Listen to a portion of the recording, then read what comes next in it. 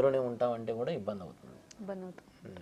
అలా గురుగారు చాలా మంది అంటే ఇల్లు పక్కనే గుడి కూడా ఉంది అని ఇంటికి అటాచ్ గుడి ఉంది అంటారు. అలా ఉండొచ్చు అంటారా గురుగారు? అంటే ఇప్పుడున్న సిటీ వాతావరణంలో ఖచ్చితంగా అయితే మనం ఏం చెప్పలేం. అందరికీ ఏంటంటే గుడి ఇల్లు అన్నీ కలిపే కట్టేస్తాం ఓ రకంగా. కానీ దానికి ఉండే దోషాలు దానికి ఉండే ఇబ్బందులు అనేవి ఉంటాయి ఖచ్చితంగా. యజమాని పరంగా ఆ గృహ యజమానికి ఉంటాయి.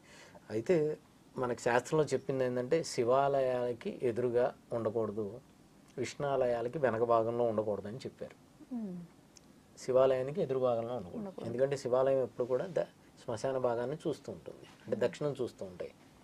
మీరు ఎప్పుడైనా చూస్తే శివుడు ఇది చూపు అంతా కూడా దక్షిణ భాగం చూస్తూ ఉంటుంది. అంటే మనకి అందుకని శివాలయాలకి ఎదురు భాగంలో గృహాలు ఉండకూడదు, విష్ణాలయాలకి వెనక భాగంలో ఉండకూడదు అనేది ఉంది. అటుపక్క ఇటుపక్క గురించి ఏం చెప్పాల, అంటే పక్క పక్కన ఉండడానికి అనేది ఎటువంటి దోషం చెప్పలేదు, అటుపక్క ఇటుపక్క అనే దానికి. కాబట్టి పక్క పక్కన ఉన్నప్పుడు సాధ్యమైనంత వరకు మందిరాలు, అందుకనే ఇవాళ రేపు సిటీలో నిర్మాణాలు జరుగుతున్న చాలా మటుకు ఈ ధ్వజస్తంభాలు కాబట్టి కలశాలు కాబట్టి పెట్టకుండా మందిరాల్లో కొంతమంది నిర్మాణం చేసుకుంటున్నారు. మళ్ళీ గృహ సముదాయానికి ఇబ్బందిగా కాకుండా ఉండాలని చెప్పని. ఏదైనా కావచ్చు సాధ్యమైనంత వరకు ఆ శాస్త్రంలో చెప్పిన దాని ప్రకారం శివాలయాలకు ఎదురుగా కానీ విష్ణాలయానికి వెనక భాగంలో కానీ మనకి ఏదైనా అవకాశం ఉన్నప్పుడు ఉండకుండా ఉండడం అనేది మంచి పద్ధతి. అది కాబట్టి గుడికి అటుపక్క ఇటుపక్క అనే దానికి దోషం ఏం చెప్పలేదు కాబట్టి అటుపక్క ఇటుపక్క అనేది ఉండొచ్చు. అలాగే గురుగారు, ఇప్పుడు శంకుస్థాపనకి ఎలాంటి జాగ్రత్తలు తీసుకుంటే మంచిది అంటారు గురుగారు? శంకుస్థాపనకి జాగ్రత్తలు అనేది ఇవాళ రేపు ఏంటంటే శంకుస్థాపన అంటే చాలామంది కొంతమంది భూమి పూజ అంటారు, కొంతమంది శంకుస్థాపన అంటారు, కొంతమంది గృహారంభం అంటారు. ఏది ఎవరేది అనుకున్నా కూడా అయితే చాలామంది అంటే ఇక్కడున్న తెలంగాణలో ఉన్న పరిస్థితుల్లో కొంత శంకుస్థాపన భూమి పూజకి ఎక్కడో అక్కడ భూమి పూజ అనేది చేసేస్తారు.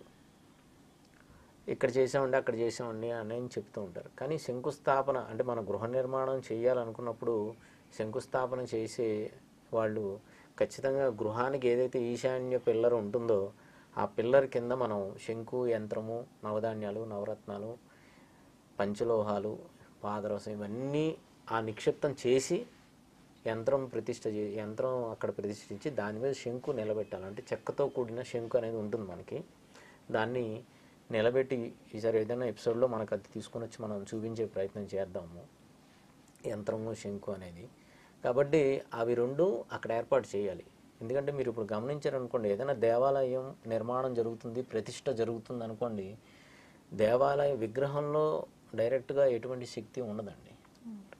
ముందు ఏం చేస్తారంటే యంత్ర ప్రతిష్ఠ అనేది చేస్తారు కిందన. ఆ యంత్ర ప్రతిష్ఠ అనేది యంత్రం ఎప్పుడైతే జపంతో చేసి మంచిగా దానికి అన్ని రకాలైన పూజలు అన్నీ చేసిన తర్వాత, జపం చేసిన తర్వాత, యంత్ర ప్రతిష్ఠ చేసిన తర్వాత దాని మీద విగ్రహం అనేది పెడతారు. అప్పుడు ఆ యంత్రంలో ఉన్న ఏదైతే వైబ్రేషన్ ఉందో బింబంలోకి వచ్చి మనకి ఆ రూపం అనేది ఆ శక్తి అంతా ఆ బింబం తీసుకొని అక్కడి నుంచి మనకు వైబ్రేషన్ అనేది వస్తుంది. కాబట్టి గృహం అయినా అంతే, మనం ఎక్కడైతే శంకుస్థాపన చేస్తామో అక్కడి నుంచి తీసుకొని అది గృహం మొత్తం మనకి వైబ్రేషన్ వచ్చే విధంగా చేస్తుంది. అందుకని శంకుస్థాపన చేసేవాళ్ళు మేము ఎక్కడ చేసామండి అక్కడ చేసామండి ఈ భాగంలో చేసామండి అని కాకుండా సాధ్యమైనంత వరకు ఈశాన్య భాగంలో పిల్లర్ కింద ఏదైతే మనం ఏర్పాటు చేస్తామో అక్కడ చేసుకోవడం అనేది మంచి పద్ధతి. తద్వారా మీకు ఆ వైబ్రేషన్ అనేది ఖచ్చితంగా గృహం మొత్తం ఉండే అవకాశం ఉంటుంది. ఫ్యూచర్లో ఎటువంటి ఇబ్బందులు రాకుండా అవకాశం ఉంటుంది. ఖచ్చితంగా యంత్రము, వాస్తు యంత్రము, శంకు అనేది ఖచ్చితంగా ఏర్పాటు చేసుకోవాలి. ఇందాక ఏవైతే మనం చెప్పాం నవధాన్యాలు, నవరత్నాలు, పంచలోహాలు, పాదరసం ఇవి ఖచ్చితంగా ముఖ్యమైన